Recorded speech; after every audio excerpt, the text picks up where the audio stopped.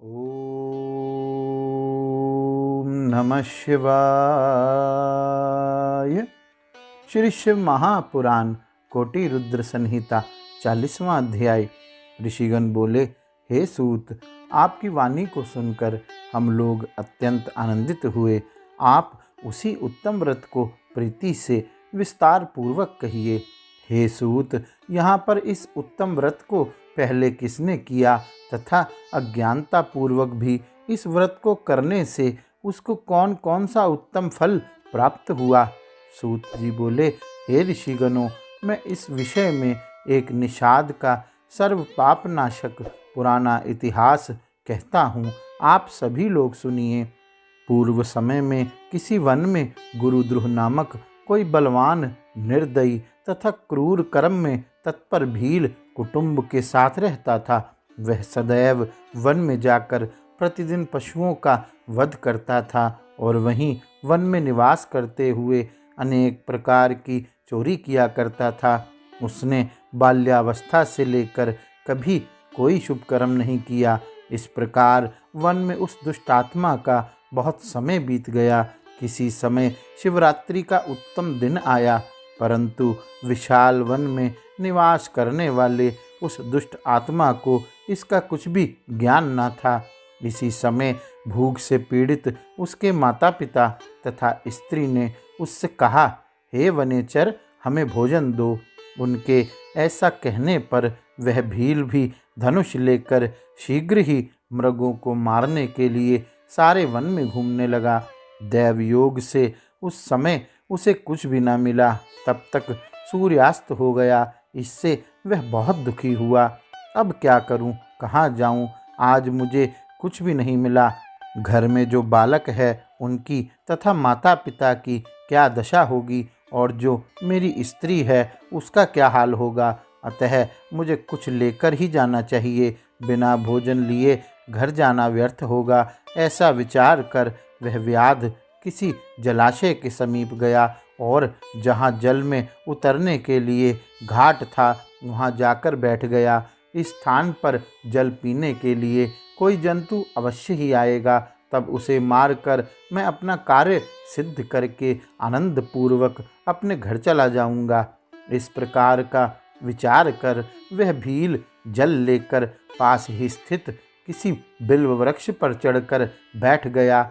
कब कोई जीव आए और कब मैं उसे मारूं, ऐसा मन में विचार करता हुआ वह भूखा प्यासा व्याध वहां बैठा रहा। उस रात के प्रथम प्रहर में प्यास से व्याकुल एक हिरनी चकित हो कूदती फांदती वहां आई। तब उसे देखकर उसने प्रसन्न हो उसे मारने के लिए शीघ्र ही अपने धनुष पर बाण चढ़ाया। उसके ऐसा करते ही जल तथा कुछ बिल्वपत्र नीचे गिर पड़े, जहाँ पर एक शिवलिंग था। इस प्रकार प्रथम प्रहर की शिव पूजा व्याध के द्वारा संपन्न हो गई, जिसकी महिमा से उसके पाप नष्ट हो गए। वहाँ के उस शब्द को सुनकर भय से व्याकुल हिरणी व्याध को देखकर यह वचन कहने लगी। मृगी बोली, हे व्याध, तुम क्या करना चाहते हो? मेरे सामने सच सच बताओ। तब हिरणी की वह बात सुनकर व्याध ने यह वचन कहा। व्याध बोला, आज मेरा सारा परिवार भूखा है, मैं तुम्हें मारकर उन्हें तृप्त करूंगा। तब उसके इस दारुण वचन को सुनकर एवं उस महादुष्ट को देखकर मैं क्या करूं, कहाँ जाऊं? अच्छा, कोई उपाय करती हूँ। ऐसा विचार कर वहाँ पर उसने यह वचन कहा। मृगी बोली, हे व्याध, यदि मेरे अनर्थकारी देह के मांस से तुम्हें सुख प्राप्त हो जाए तो इससे अधिक पुण्य और क्या हो सकता है। मैं निस्संदेह धन्य हो जाऊंगी, इसमें संदेह नहीं है। लोक में उपकारी जीव को जो पुण्य होता है, उस पुण्य का वर्णन सैकड़ों वर्षों में भी नहीं किया जा सकता। किंतु तुमसे एक विनती करती हूँ कि मेरे सभी बच्चे इस समय मेरे आश्रम में हैं। उन्हें अपनी बहन अथवा स्वामी को सौंपकर मैं पुनः आ जाऊंगी। हे वनेचर, तुम मेरी बात को झूठ मत समझना। मैं अवश्य यहाँ तुम्हारे पास पुनः आ जाऊंगी, इसमें संदेह नहीं। सत्य से ही यह पृथ्वी टिकी हुई है। सत्य से ही समुद्र तथा सत्य से ही जल की धारा बहती है। सब कुछ सत्य में ही प्रतिष्ठित है। सूत जी बोले, उसके इस प्रकार कहने पर भी जब उस व्याध ने उसकी बात नहीं मानी, उसका कहना नहीं माना, तब विस्मित एवं भयभीत उस हिरणी ने पुनः यह वचन कहा। मृगी बोली, हे व्याध, मैं जो कहती हूँ उसे सुनो। मैं शपथ लेकर कहती हूँ कि यदि मैं जा करके अपने घर से तुम्हारे पास न लौटूं तो वेद विक्रयी एवं त्रिकाल संध्योपासनहीन ब्राह्मण को तथा अपने स्वामी की आज्ञा का उल्लंघन करके कर्म में तत्पर रहने वाली स्त्रियों को जो पाप लगता है, कृतधन को जो पाप लगता है, शिव विमुख को जो पाप लगता है, परद्रोही को जो पाप लगता है, धर्म का उल्लंघन करने वाले को जो पाप लगता है, विश्वासघाती एवं छल करने वाले को जो पाप लगता है, वह सब पाप मुझे लगे यदि मैं तुम्हारे पास पुनः ना लौटूं। इस प्रकार अनेक शपथ करके जब वह हिरणी वहीं खड़ी रही, तब उस भील ने विश्वास करके घर जाओ ऐसा कह दिया। तब हिरणी प्रसन्न होकर जल पी करके अपने स्थान को चली गई। तब तक उसका प्रथम पहर बिना निद्रा के बीत गया। इसी बीच उसकी बहन जो दूसरी हिरणी थी, वह उत्कंठा पूर्वक उसे खोजती हुई जल पीने के लिए वहां आ गई। उसे देखकर भील ने बाण को पुनः खींचा, जिससे पहले के समान ही जल तथा बिल्वपत्र शिवजी के ऊपर गिर पड़े। उसके कारण संयोगवश महात्मा सदाशिव की दूसरे प्रहर की भी पूजा हो गई, जो व्याध के लिए सुखप्रद थी। उस हिरणी ने उसकी ओर देखकर कहा, हे वनेचर, यह क्या कर रहे हो? उसने पहले की भांति अपना प्रयोजन कहा। यह सुनकर उस मृगी ने पुनः कहा। मृगी बोली, हे व्याध, सुनो, मैं धन्य हूँ। आज मेरा देह धारण करना सफल हुआ, क्योंकि इस अनित्य शरीर से उपकार होगा। परंतु मेरे बच्चे घर पर हैं, उन्हें मैं अपने स्वामी को सौंप कर पुनः यहाँ आ जाऊंगी। व्याध बोला, मैं तुम्हारी बात नहीं मानता, तुम्हें अवश्य मारूंगा, इसमें संदेह नहीं। यह सुनकर हिरणी विष्णु की शपथ करती हुई कहने लगी। मृगी बोली, हे व्याध, मैं जो कहती हूँ उसे सुनो। यदि मैं पुनः ना आऊँ तो अपनी बात से विचलित होने वाले का जिस प्रकार सुकृत नष्ट हो जाता है, अथवा जो मनुष्य अपनी विवाहिता स्त्री को छोड़कर दूसरी स्त्री से समागम करता है, जो वेद धर्म का उल्लंघन कर मनमाने मार्ग से चलता है, विष्णु भक्त होकर जो शिव की निंदा करता है, माता पिता के शयाह के आने पर जो बिना श्राद्ध आदि किए उसे सूना ही बिता देता है, अपने दिए हुए वचन को जो संताप का अनुभव करते हुए पूरा करता है, इन्हें जो पाप लगता है वह मुझे लगे यदि मैं ना आऊं। सूत जी बोले। उसके ऐसा कहने पर व्याध ने मृगी से कहा, जाओ। तब वह मृगी भी प्रसन्न हो जल पीकर अपने स्थान पर चली गई। तब तक उस व्याध का दूसरा प्रहर भी बिना निद्रा के बीत गया। इसी समय तीसरा प्रहर आने पर मृगी के आने में विलंब जानकर वह चकित हो उसे ढूंढने लगा। तब उस प्रहर में उसे एक मृग जल मार्ग की ओर आता हुआ दिखाई पड़ा। उस पुष्ट मृग को देखकर वह व्याध बहुत ही प्रसन्न हुआ और धनुष पर बाण चढ़ाकर उसे मारने के लिए उद्यत हो गया। हे द्विजो, उस समय भी उस व्याध के ऐसा करते ही उसके प्रारब्धवश कुछ बिल्वपत्र शिवजी के ऊपर गिर पड़े। इस प्रकार उस रात्रि में उस भील के भाग्य से तीसरे प्रहर की भी शिव पूजा हो गई। इस तरह से शिवजी ने उसके ऊपर अपनी कृपालुता प्रकट की। वहाँ उस शब्द को सुनकर उस मृग ने कहा, हे वनेचर, यह क्या कर रहे हो? तब वह व्याध बोला कि मैं अपने कुटुंब के लिए तुम्हारा वध करूँगा। व्याध का यह वचन सुनकर मृग प्रसन्नचित्त हो गया और बड़ी शीघ्रता से उस व्याध से यह वचन कहने लगा। हिरन बोला, मैं धन्य हूँ जो इतना पुष्ट हूँ जिससे तुम्हारी तृप्ति हो जाएगी। जिसका शरीर उपकार के लिए प्रयुक्त ना हो उसका सब कुछ निष्फल हो जाता है। जो समर्थ युक्त रहता हुआ भी उपकार नहीं करता, उसका समर्थ्य निष्फल ही है और वह प्रलोक में जाने पर नरक प्राप्त करता है।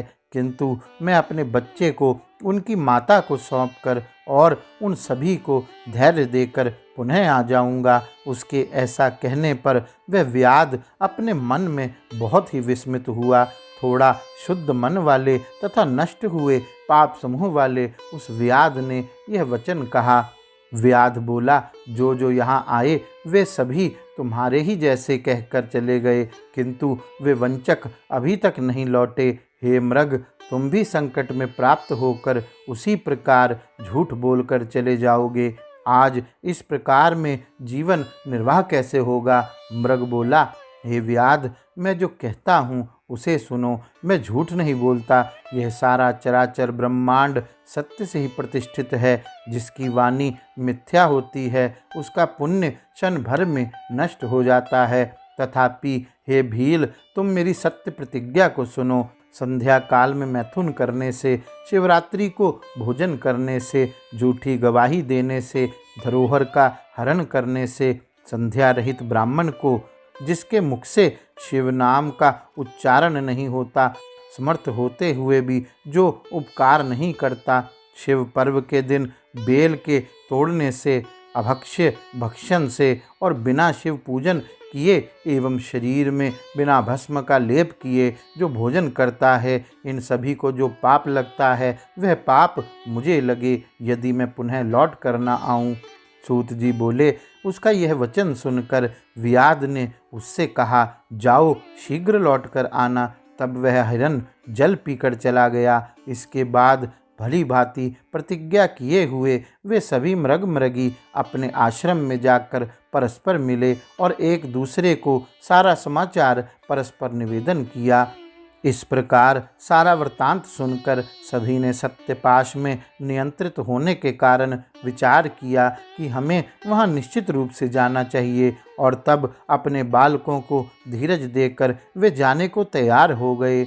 उनमें से जो हिरनी सबसे बड़ी थी उसने अपने स्वामी से कहा, हे मृग, तुम्हारे बिना ये बालक किस प्रकार यहाँ निवास करेंगे? हे प्रभु, मैं व्याध के पास जाने के लिए पहले प्रतिज्ञा कर चुकी हूँ, अतः पहले वहाँ मुझे जाना चाहिए। आप दोनों यहीं रहें। उसकी यह बात सुनकर छोटी हिरनी ने यह वचन कहा, मैं तुम्हारी सेविका हूँ, आज मैं जाती हूँ और तुम यहीं पर रहो। यह सुनकर मृग ने कहा, मैं ही वहाँ जा रहा हूँ, तुम दोनों यहीं रहो, क्योंकि माता के द्वारा ही बालकों की रक्षा होती है। तब स्वामी की बात सुनकर उन्होंने उसे धर्म के अनुकूल नहीं समझा। वे बड़े प्रेम से अपने पति से कहने लगी कि विधवा बनकर जीना धिक्कार है। इसके बाद उन बालकों को धैर्य देकर तथा उन्हें पड़ोसियों को सौंपकर वे सभी शीघ्र वहां गए जहां व्याध श्रेष्ठ स्थित था। तब वे सभी बच्चे भी यह सोचकर उनके पीछे पीछे चल पड़े कि इनकी जो गति होगी वही गति हमारी भी हो। उन्हें देखकर व्याध अत्यंत हर्षित हो उठा और धनुष पर बाण चढ़ाने लगा। इतने में शिवजी के ऊपर पुनः जल और बिल्व पत्र गिर पड़े। उससे चतुर्थ प्रहर की भी उत्तम पूजा संपन्न हो गई। फिर तो क्षण भर में ही उसका सारा पाप नष्ट हो गया। उस समय दोनों मृगियों एवं मृग ने शीघ्रता पूर्वक कहा, हे व्याध श्रेष्ठ, अब तुम हम लोगों पर कृपा करो और हमारे शरीर को सार्थक करो। उनकी यह बात सुनकर भील आश्चर्यचकित हुआ। शिवजी की पूजा के प्रभाव से उसे दुर्लभ ज्ञान प्राप्त हो गया। ज्ञान रहित ये मृग धन्य हैं, ये परम सम्माननीय हैं जो अपने शरीर से परोपकार करने में तत्पर हैं। मैंने इस समय मनुष्य जन्म पाकर भी क्या फल प्राप्त किया? मैंने दूसरों के शरीर को पीड़ित करके अपने शरीर का पालन किया। हाय, मैंने नित्य अनेक पाप करके अपने कुटुंब का पालन पोषण किया। इस प्रकार के पाप करने के कारण अब आगे मेरी क्या गति होगी? मैं किस गति को प्राप्त होऊंगा? हाय, मैंने तो जन्म से ही पाप किया है। मैं इस समय ऐसा सोच रहा हूँ, मेरे जीवन को धिक्कार है। धिक्कार है। इस प्रकार से ज्ञान को प्राप्त हुआ वह व्याध अपने बाण को उतारते हुए कहने लगा कि हे श्रेष्ठ मृगो, तुम धन्य हो, अब जाओ। तब उसके इस प्रकार कहने पर शंकर जी ने प्रसन्न होकर अपने लोक पूजित उत्तम स्वरूप को उसे दिखाया। इसके बाद कृपा पूर्वक उस व्याध को स्पर्श कर शिवजी ने प्रसन्नता पूर्वक कहा, हे भील, मैं तुम्हारे इस व्रत से प्रसन्न हूँ, वर मांगो। व्याध भी शिवजी के स्वरूप को देखकर क्षण मात्र में मुक्त हो गया और मैंने आज सब कुछ पा लिया, ऐसा कहता हुआ शिवजी के चरणों के आगे गिर पड़ा। शिवजी ने भी प्रसन्नचित्त होकर उसे गुह ऐसा नाम देकर उसकी ओर कृपा दृष्टि से देखकर उसे दिव्य वर दिए। शिवजी बोले, हे व्याध, सुनो, इस समय तुम श्रृंगवेरपुर में अपनी श्रेष्ठ राजधानी बनाकर यथेच दिव्य सुखों को भोग करो। वहाँ अक्षय रूप से तुम्हारी वंश की वृद्धि होगी। हे व्याध, तुम देवताओं के लिए भी प्रशंसनीय रहोगे। तुम्हारे घर साक्षात श्री रामचंद्र जी निश्चित रूप से पधारेंगे। मेरे भक्तों से प्रेम करने वाले वे तुमसे मित्रता करेंगे और मेरी सेवा में आसक्त चित्त वाले तुम दुर्लभ मोक्ष को प्राप्त कर लोगे। सूत जी बोले, इसी बीच वे सभी मृग भी शिवजी का दर्शन कर उन्हें प्रणाम करके मृग योनि से मुक्त हो गए। वे शिवजी के दर्शन मात्र से शाप मुक्त हो गए और दिव्य देह धारण करके विमान पर आरूढ़ होकर स्वर्गलोक चले गए। तभी से शिवजी अर्बुदाचल पर्वत पर व्याधेश्वर नाम से प्रसिद्ध हुए, जो दर्शन तथा पूजन से शीघ्र भोग एवं मोक्ष प्रदान करने वाले हैं। हे ब्राह्मण श्रेष्ठो, उस भील ने भी उस दिन से सुखों का उपभोग करने के उपरांत श्री राम की कृपा प्राप्त कर शिव सायुज्य प्राप्त कर लिया।